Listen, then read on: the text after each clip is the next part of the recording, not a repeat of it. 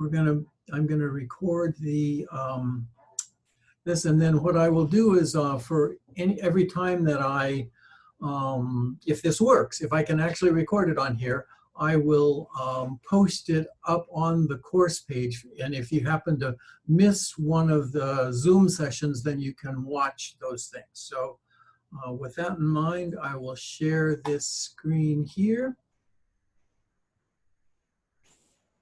And we'll put it up here. So there we go. So this is indeed Counseling 224. It's assessment.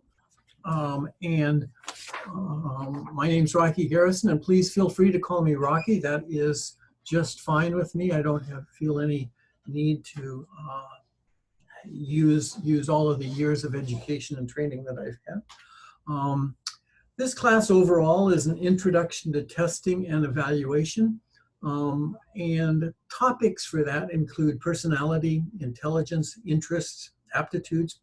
The course is going to introduce you to the concepts of reliability and validity, psychometric statistics, including variability, correlation, standard error, ethical and legal issues related to test administration, interpretation, and measurement in general, and the relevance of assessment in the counseling process overall. And my big objectives for you, what I want you to come out of at the end of this is I want you to be able to conduct an initial assessment and to use appropriate assessment instruments either in an initial assessment or somewhere down the road in the course of treatment that will help you with your treatment planning and treatment progress. So that means that you need to be able to administer whatever instrument you're going to be using and interpret it. And that interpretation process often comes in terms of both verbal feedback and very frequently comes in the form of a written report as well. I would say that if you administer an assessment instrument, you will need to somewhere write it down, at least in the progress notes that was done.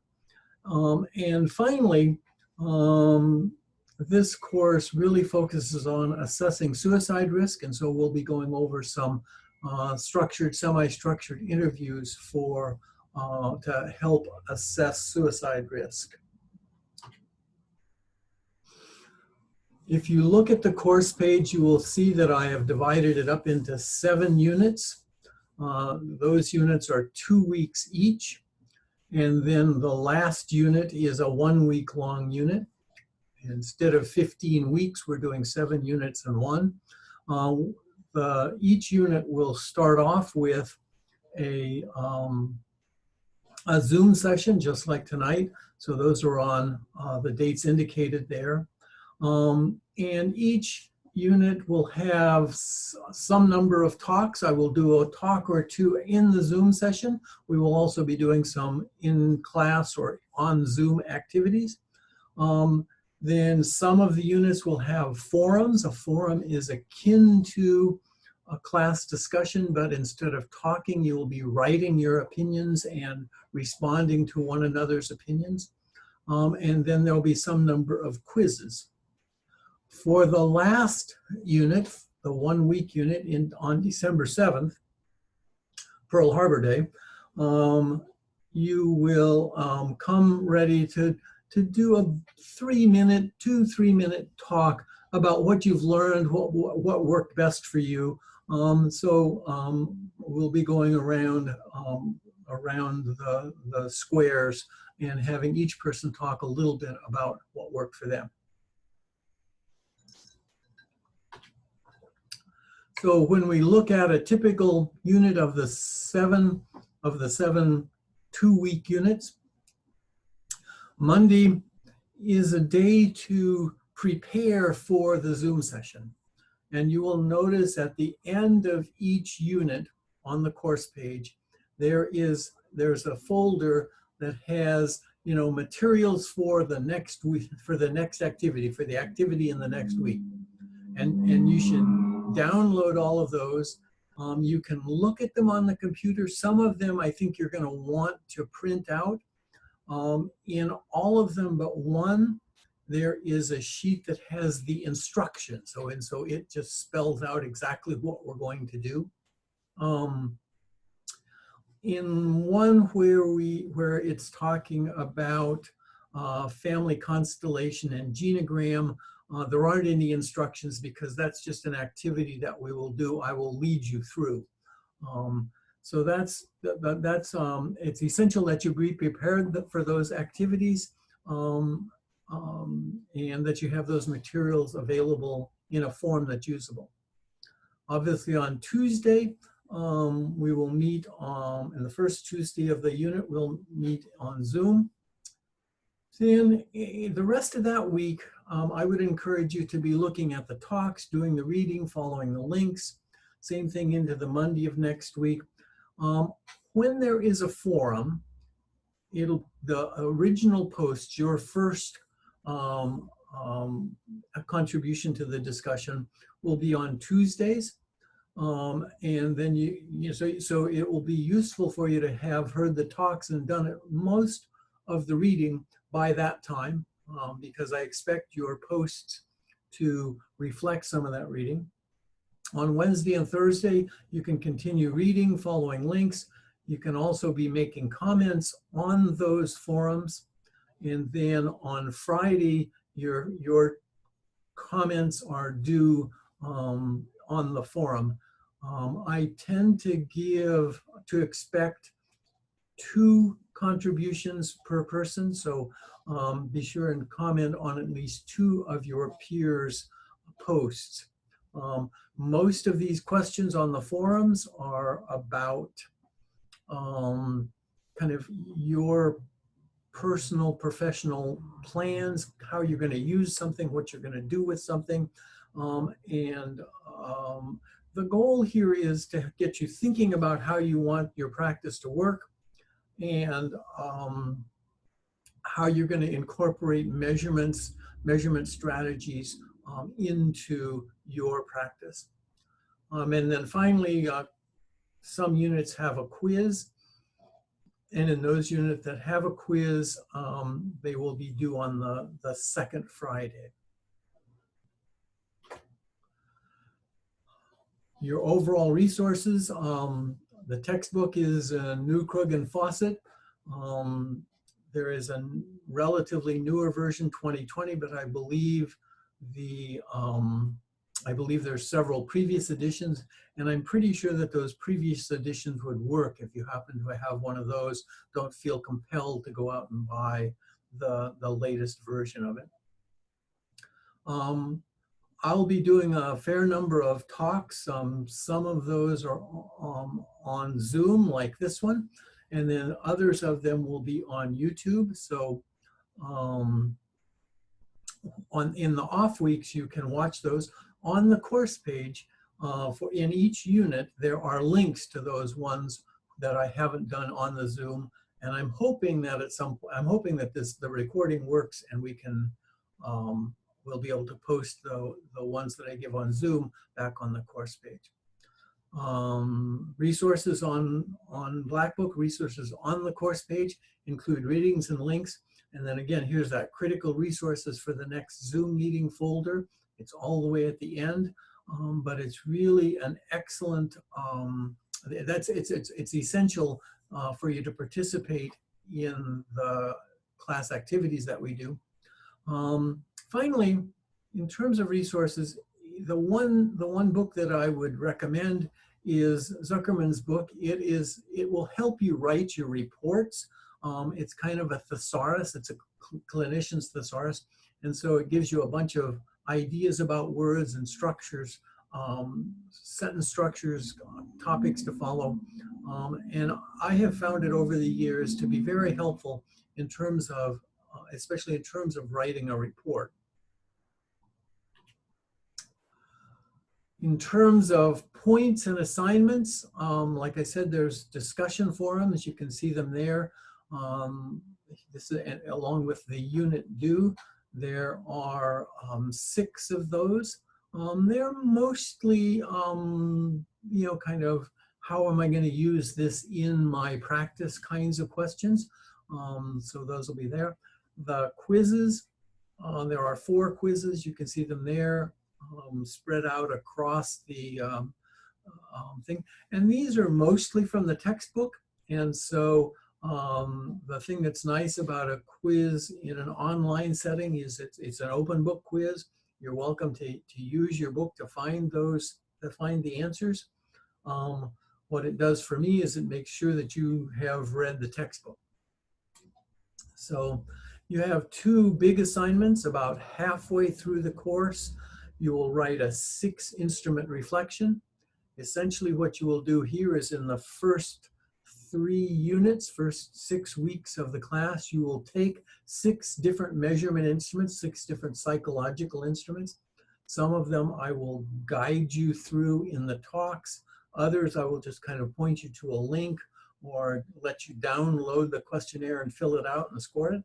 But this 6-instrument reflection should be a paper that's fairly personal. I don't expect any references in it. It's not a scholarly article. I expect you to talk about your scores on the 6 instruments. But I want you to mostly focus on what did it feel like to take these tests? What did you learn taking them? Those kinds of things. Very, this is one of the ways that you learn about measurement, that you learn about using psychological instruments, is you take them and you see what it feels like. There is on the course page a scoring rubric that gives you a lot more guidance in terms of what I expect and how points are going to be awarded. You can see that it's a fairly substantial 60 points.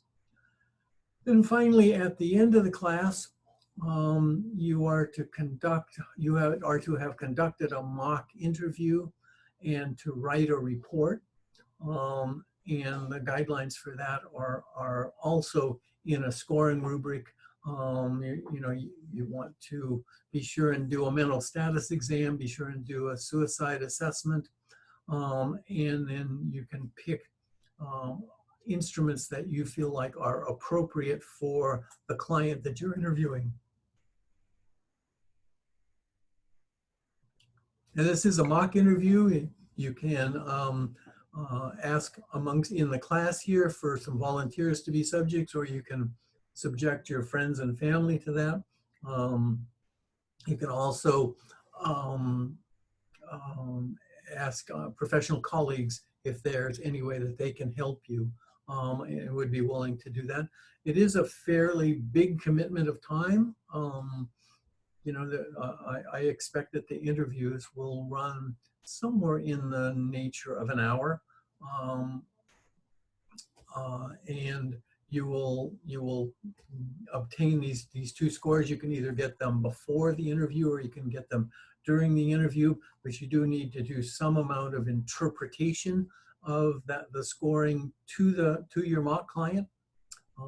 So we'll be talking more about that. And as I said, there is a scoring rubric that should give you a guide for those last 2 assignments. So essentially, I'm going to teach you, you're going to learn by several different methods. So this is the logic behind these assignments. I want you to learn by discussing, getting feedback, and giving feedback.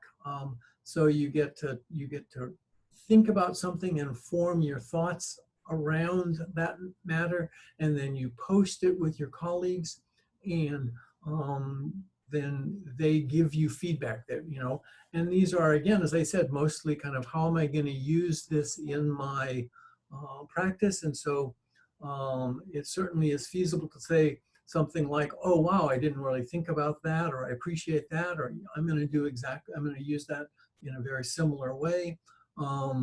You can also provide some challenges like, gee, don't you think that might be a little bit hard, or I don't understand how that could be. This is as best we get in an online class to a class discussion. And so I want you to approach it that way. You get to put together an original original answer to the question that I posed for you.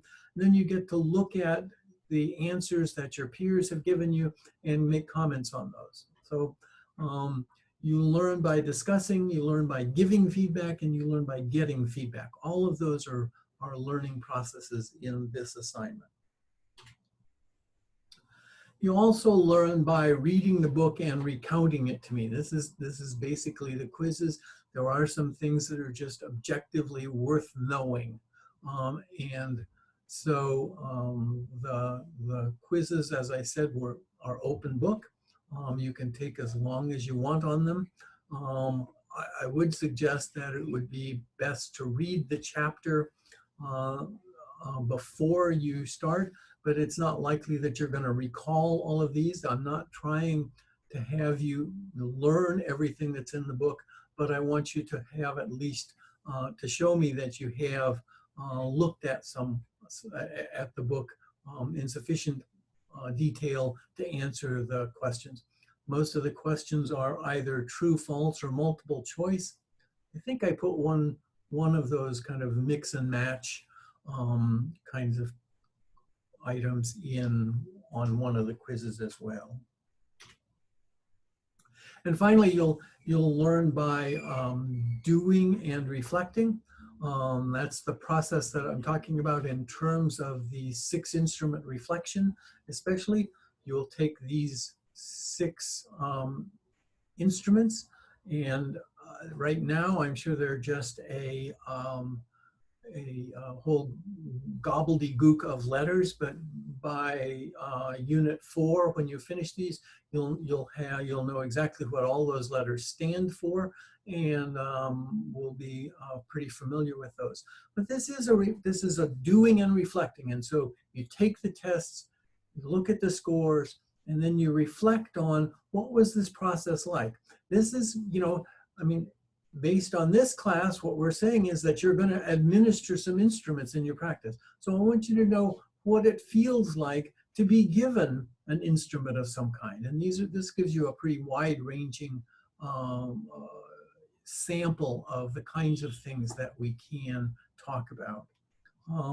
And as I said, there is a rubric that'll get you more information. Finally, you learn by doing and reflecting in doing the interview and the report. This is an intake interview. It's essential that you do a suicide assessment, that you do a mental status exam, and that you do use at least 2 selected instruments. And there is clearly more information on the rubric. And we'll be talking a lot about it as we go along here. So that's kind of the structure of the class. I want to talk a little bit about my expectations. I'm not going to take roll again. I'm not going to count to see if you're here or not. I will try and post the talks if that works. And we'll know by the next time we get together, I'll be able to tell you if that actually worked or if it didn't work. But I do clearly expect you to listen to the talks. I've spent a fair amount of time putting them together. I'm not totally committed to a lecture model totally, but there is some information that I can pass on easier by talking about it than I can by having you read it or figure out a way for you to do it in some way.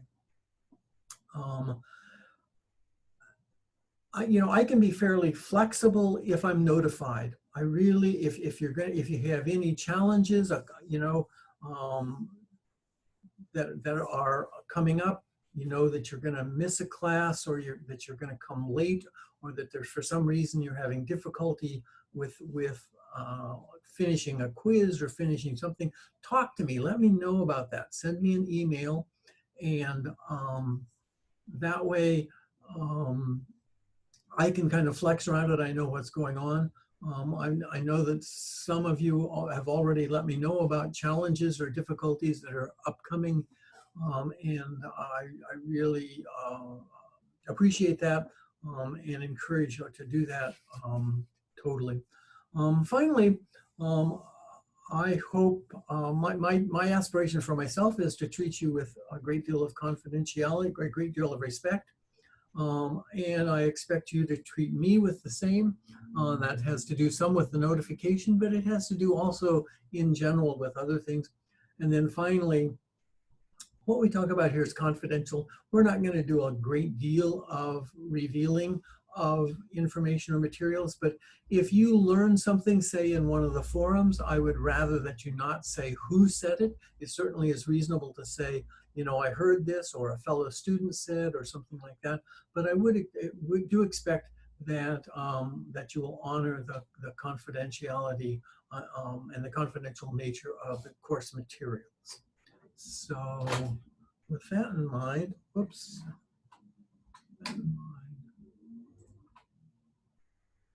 Questions?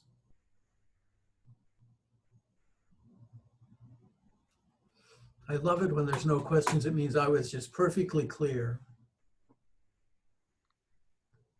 You might have mentioned this and I missed it, but is there like a word length on our forum posts? I'm not exactly sure how that works. I haven't used Blackboard before, but there is, I set it up using they call it a discussion something or other. Let me see here if I can.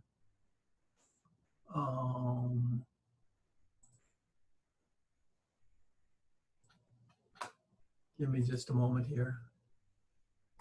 I don't know if this will work or not.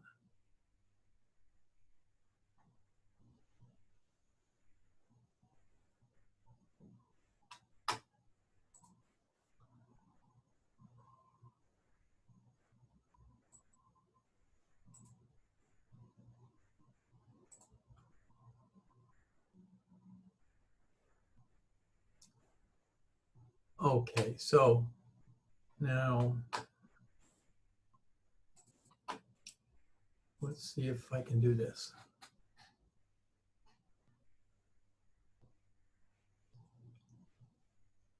Yeah.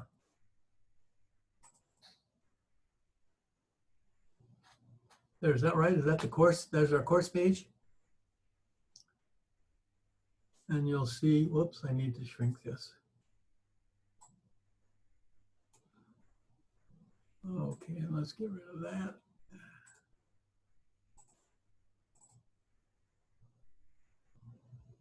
What happened?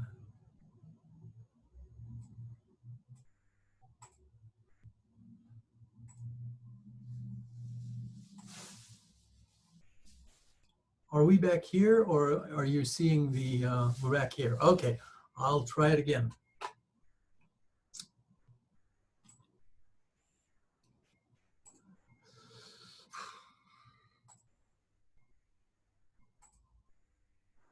Course page, right?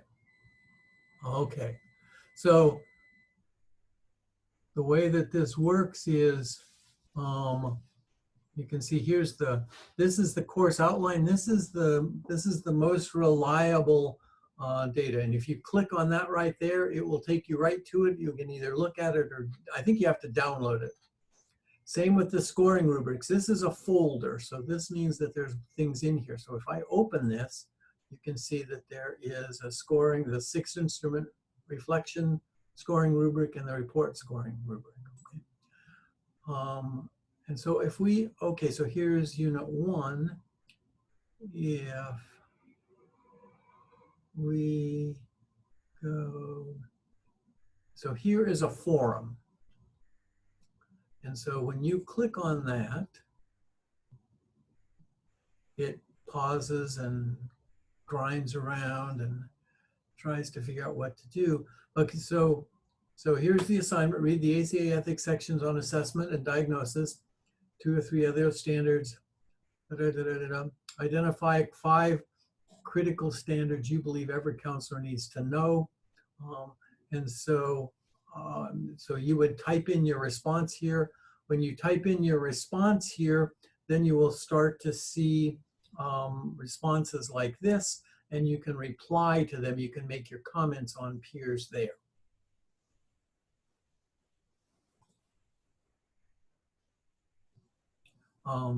shops. Does that make sense? Yeah, so we're just answering the questions pretty much that you're posing or providing the information, and there's not like a specific length, I think is what some people were wondering. Okay, perfect. No, yeah, you just answer the question right in there, and they're all, you know, like that one is list 5 things that ethical standards that you think are really important. And, you know, obviously to some extent I want to see that you've read a couple, but also thought about how they apply into your life, into your professional life. So it's a part of developing professional identity. Other questions? I don't know if there's supposed to be something under there yet, or if you're just waiting to put it up there, but underneath the scoring rubrics folder, I don't have anything. Just resume the recording, and so we're going to do this other talk that I have. I'm going to share the screen, and I'm going to do that. I'm going to share that. We're going to go back to the beginning of this.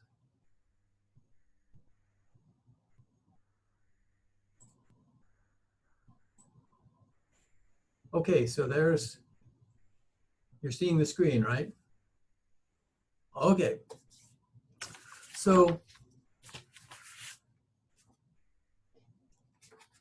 this is a talk. It's going to try to introduce you to several perspectives on human development, human functioning, that can help us understand how we pull the whole person, how we look at the whole person in all of their individuality into our understanding and assessment of the person.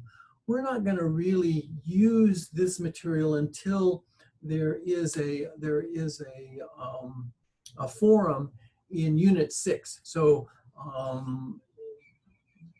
that's you know, towards the end of the class we're going to have something on cultural, but I wanted to get it in tonight because things get kind of jammed and loaded and crowded. So intersectionality is a excuse me, it's an analytical framework. It's for understanding how different aspects of a person's social and political identities combine to create different modes of oppression, discrimination, and privilege. The term was first put into the literature by Kimberly Crenshaw. She's an American lawyer, civil rights advocate, and scholar. Intersectionality is a way of looking at the world that recognizes that people's experiences are shaped by a combination of social factors, gender, racialization, age, just to name a few. These factors occur within and interact with connected systems and structures of power, such as sexism, racism. The salient factors of identity are unique for each person, and the social forces are experienced by each of us in unique ways. As we strive to understand a person, it is our responsibility to shape our inquiry to reveal their uniqueness. So essentially, this is a notion that we all have a different experience of the world. Even two siblings in the same family view it differently. The first child was for a while an only child, and then a second interloper came in. I'm a first child, so I can call my younger sister an interloper. But my sister came into a world where there was already an older brother around. So that's just one example of that kind of uniqueness, that individual identity evolves out of all of these things. And then there's a lot of social and cultural factors that limit or define or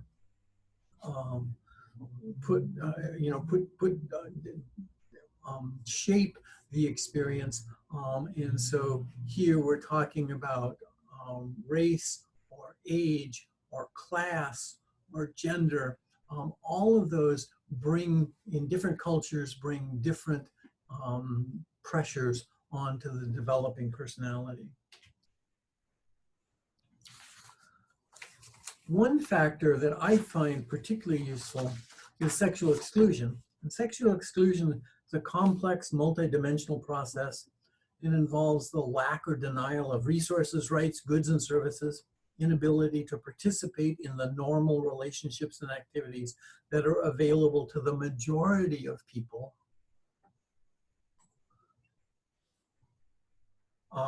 In a society, whether in economic, social, cultural, or political arenas. And you can see here again that what we're talking about are small factors and large factors. The picture here is a fairly small social circle factor, but we have exclusion at a social level, at a cultural level, and at a political level as well. It affects both the quality of life of individuals and the equity and cohesion of a society as a whole. So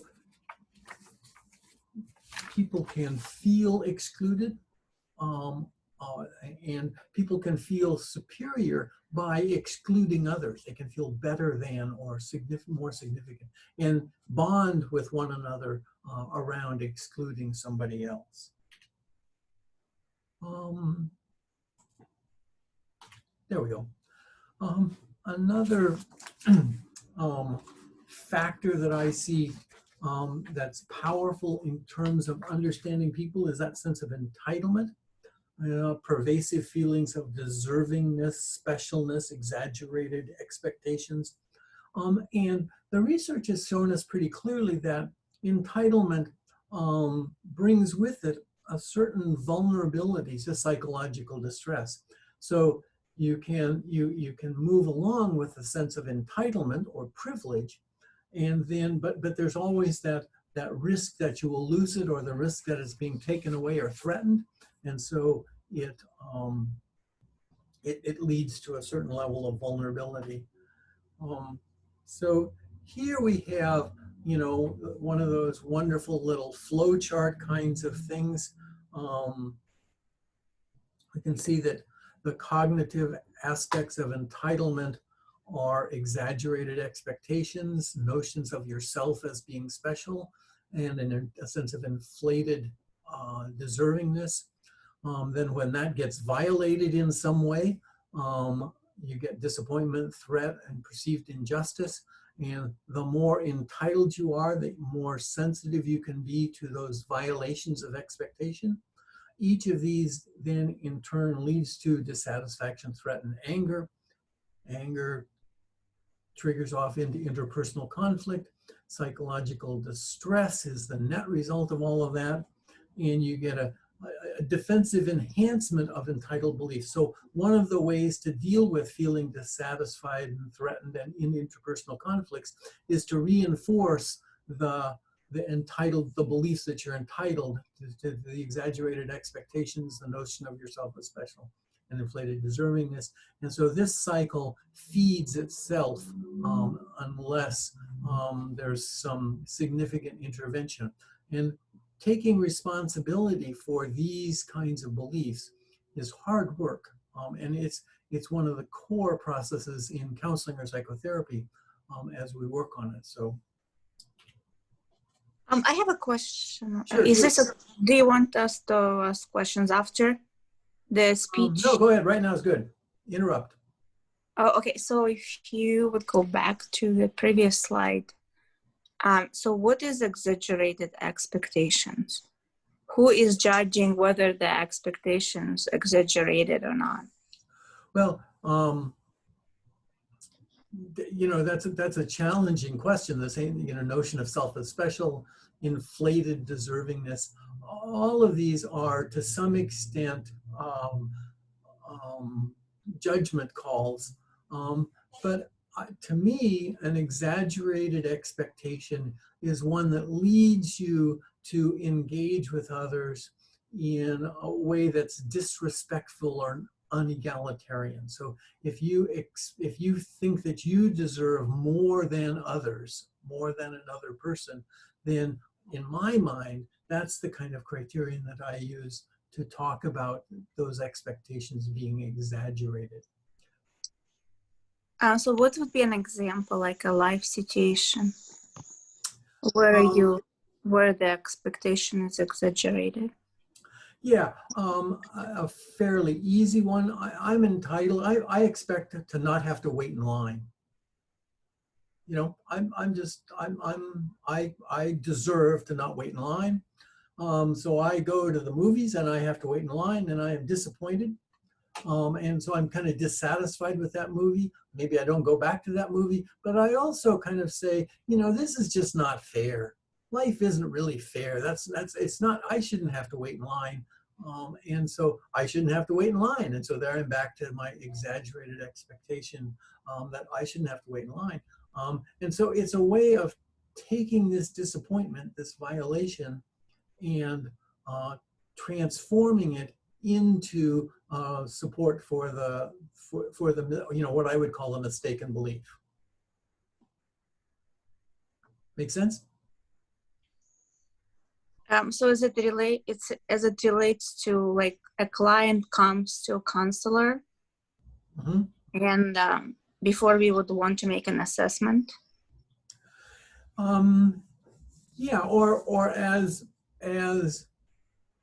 you are talking with your client, you may hear some sense of entitlement, or you may hear an exaggerated expectations. You just go, wow, you know, that's how strange that you expect not, you know, so how you expect not to wait in line at the movies. I mean, you know, when I go to the movies, I expect, you know, it's just what I expect. So you know, you may hear that and then start to kind of work on leveling that process. I think the place where we most hear this in counseling or psychotherapy is that we hear anger and interpersonal conflict. And so oftentimes, if we listen to our clients when they're angry or engaged in interpersonal conflict, we can hear underneath it a perceived injustice. Things aren't fair. Things aren't fair. And then start to hypothesize that there's inflated deservingness or some entitlement that's underlying that things not being fair. Okay, so basically just kind of any expectations that cannot be met in the situation the client is in. Yeah, or any expectations that lead you to be disrespectful with others or to engage with them in an unequal way.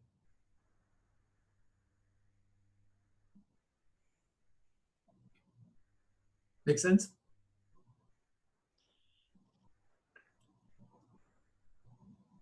Somewhat makes sense. So is it disrespectful as the client is telling a story and the practitioner is making an assessment that the client was disrespectful, then they can make a conclusion that their expectations were not able to be met. Yeah, I wouldn't quite go to conclusion. I would go to hypothesis first. Maybe, perhaps, could it be that? Mm-hmm. And you may say that, or you may just kind of hold it in your head and go, oh wow, let's look, you know, Mm-hmm. until you get more information. Mm-hmm. So Okay. one of the processes that I talk about a lot in terms of counseling, and it fits here in measurement, is to hypothesize and verify. So you want to find a lot of dots on the line before you probably before you put it out there to the client as a possibility. And the same thing is true with how you phrase things with your clients. You know, it's a hypothesis. Could it be that? I'm guessing, sounds like, seems like. Mm-hmm. Thank you. Mm-hmm. You know, there's a lot of people, but feel free to interrupt. You know, but you're going to have to do it verbally. You're going to have to kind of break in and say something, because I can't see all of you when I'm doing this. So entitlement and anger, this is loop down here. There's a considerable amount of research on this, that one source of anger is a perceived injustice. and there was not a sensible entitlement when there was a recollection of an unfair event. It had to be unjust. And there was no entitlement or anger when imagine somebody else's bad luck. So that this research was able to get it focused down into some perceived injustice and to define that more clearly. And I think in the handout that I gave you, the research is referenced. So they did a series of studies where they looked at individuals that they found to be higher in psychological entitlement, and in order to do that, they had to have some measurement of entitlement. That's higher expectations for personal outcomes, a tendency to moralize about them, and so they hypothesized that people that had more psychological entitlement would be more likely to experience anger after experiencing bad luck as compared to individuals who are lower in psychological entitlement. And they found indeed that there was that was a positive correlation, and so there was some connection between this measure of entitlement and this measure of anger. And then they went on to say that the relationship between entitlement and anger was specific to personally experienced bad luck. Entitlement was not correlated with anger when the person recalled an unfair event, when they were just talking about an unfair event. That didn't bring off the entitlement when it didn't involve them or when it was somebody else's bad luck. So it really was that sense of personal injustice. When somebody who has high entitlement perceives injustice, they are likely to experience more anger.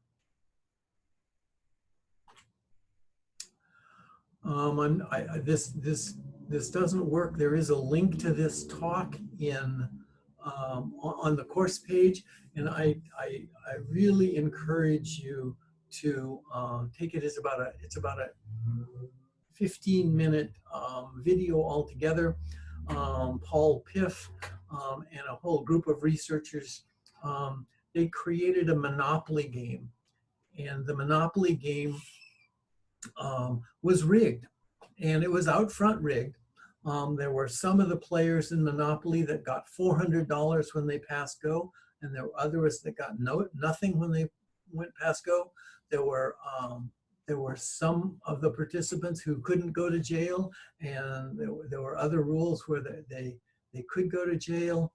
So the whole thing was totally rigged, and then and it was overt. You know, it wasn't like it was any secret.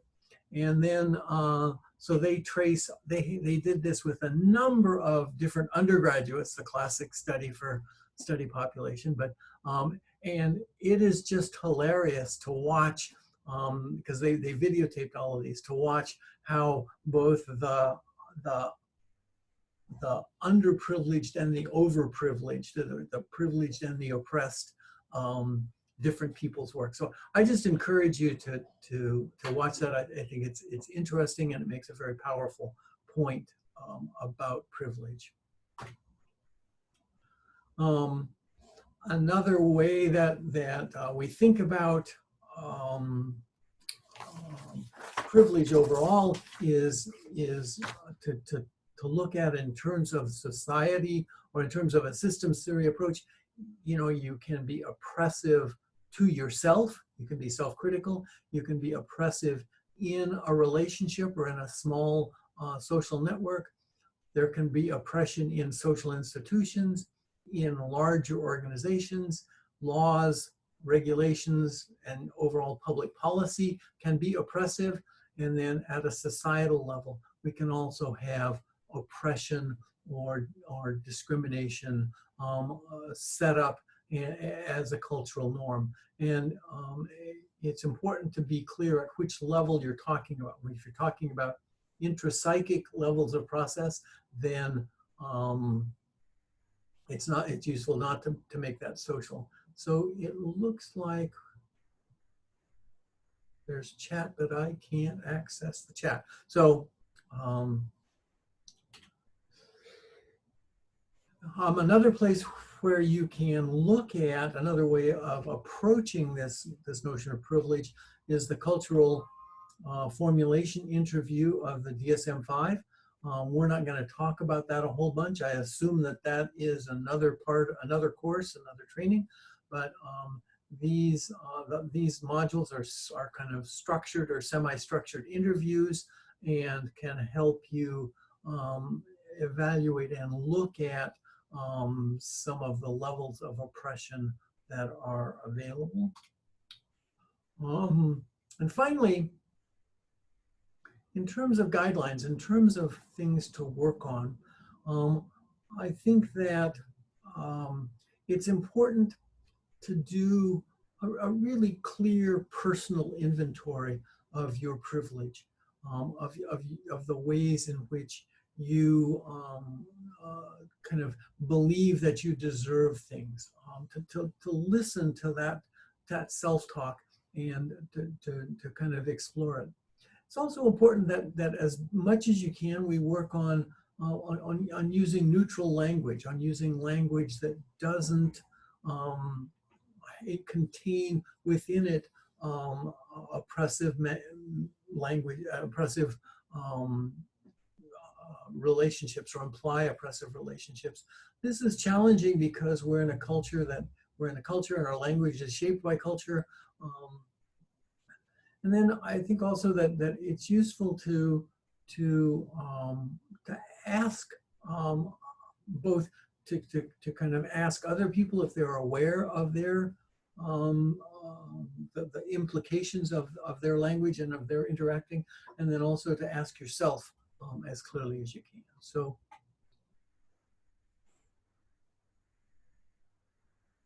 thoughts, reactions? What is the chat's here now?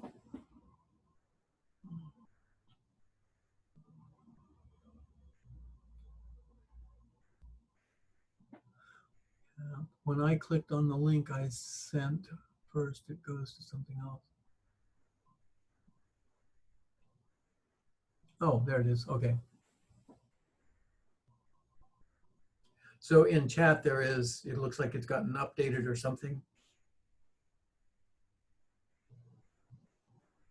Alrighty, so questions, thoughts, concerns? Pretty clear? Where would you say like psychological entitlement comes from? Well, I think it's I can get pretty grim and dark and say that we as a species tend to kind of have kind of a constitutional urge to dominate nature, to be superior, to be in control. But certainly it seems like it's a cross-cultural striving. We early on kind of start to learn that it feels good to be superior and it feels bad to be inferior. And so then start to move in those directions.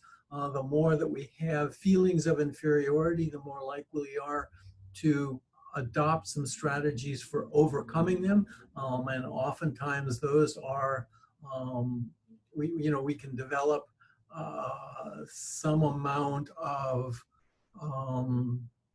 special feelings, deserved feelings, entitlement feelings, as a way of compensating for, covering over, defending against, negating those feelings of inferiority or feelings of insignificance that we've arrived at. Oftentimes, I think there's a lot of powerful modeling effects that happen. That the culture tends to give us models of that we can buy into in some way or another, and so start to follow in those paths as well.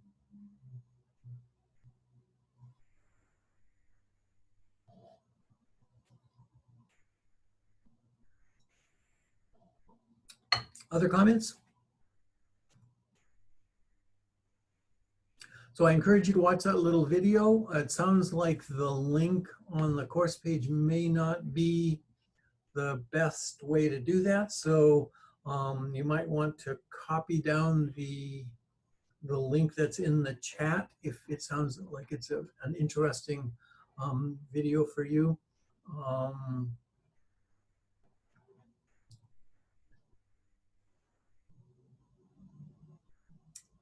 Okay, with no other questions or comments, I know you're not quite getting your whole money's worth for this this thing. I'm kind of stealing 2 hours of your paid time away, but we'll make up for it some other time, and you can put your time in watching videos and hanging out on the course page.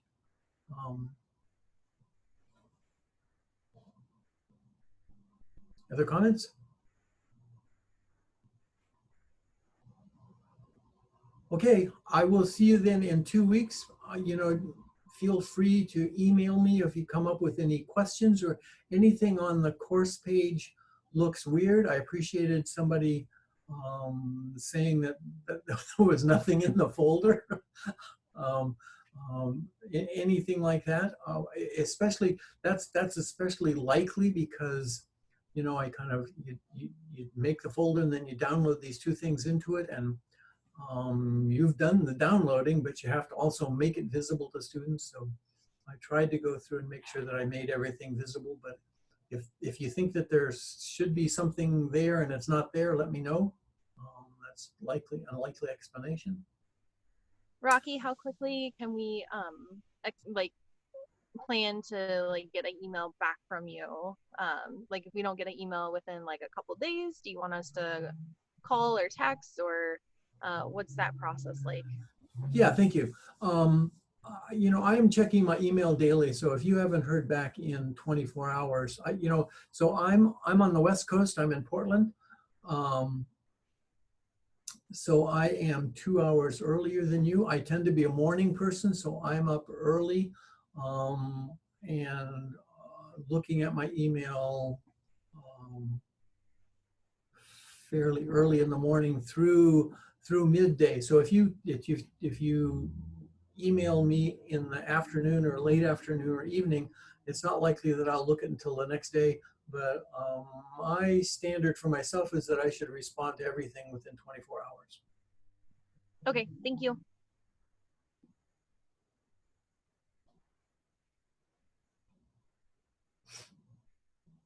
Other thoughts, comments?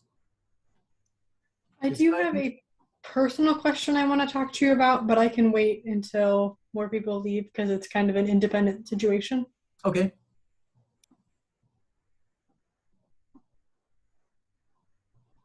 Other thoughts?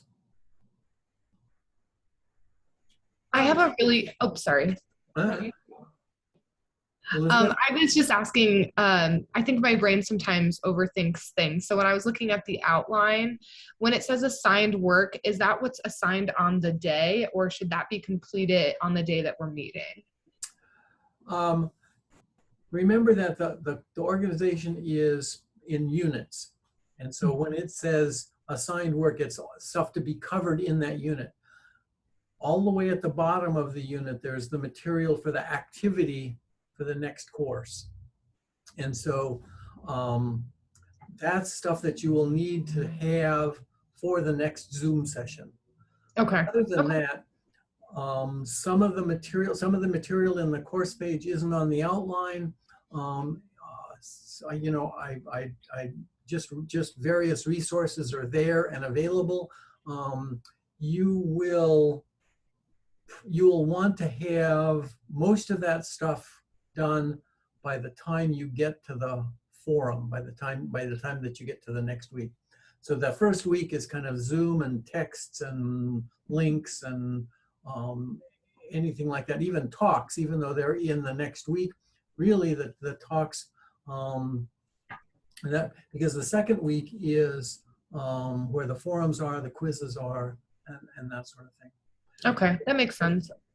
With the 6 reflection six instrument reflection, you know, you have 5 weeks or so to complete those 6 instruments. So you can do that at any point along the line. Some of them are just right there on the course page and you can do them. Some of them are embedded into a talk somewhere. And so I'll either have recorded or, you know, when we're in class, kind of talk you through the scoring process and interpretation process. Okay, that makes sense. Thank you. I appreciate it.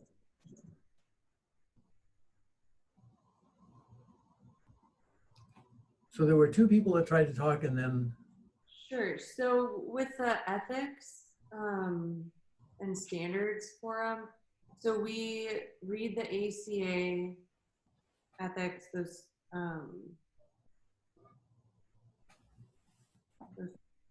standards that you listed, but then we just pick 2 or 3 of these other ones, like substance abuse or marriage and family therapy, out of that like big list that you have on there. Yeah, pick the ones that are most relevant for your kind of designated area or your professional practice, or just, you know, kind of pick randomly to sample some other professional standards. You know, you'll find a lot of overlap between them. So. Okay. And then, sorry, one other question. No, please. I had looked in the folder ahead of time, and the WAI-S scoring seems confusing to me. So when I print those out to do I also need to score them, or will we go over how to do that as a? I'll be going over that. I think I do that in one of the talks that's recorded. Okay.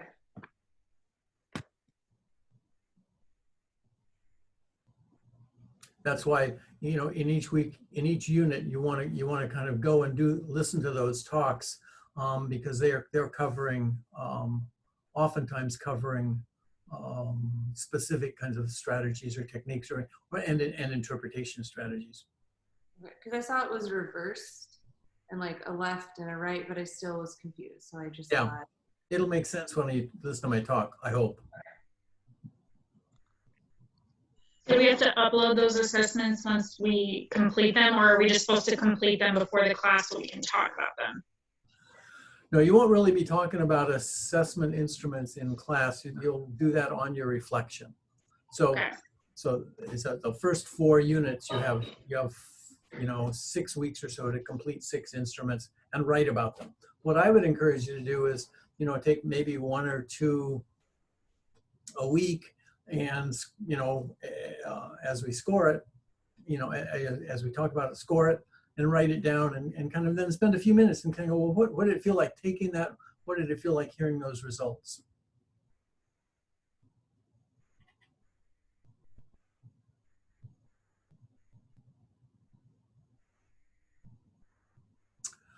So you are free to take off and enjoy what's left of the evening for you. And Jenny, where are you?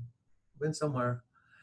It's very weird. People move around on the, you know, I'm such a spatial person, and people move around on Zoom. But anyway, I will see you all in 2 weeks, and feel free to get in touch with me sooner if something doesn't make sense.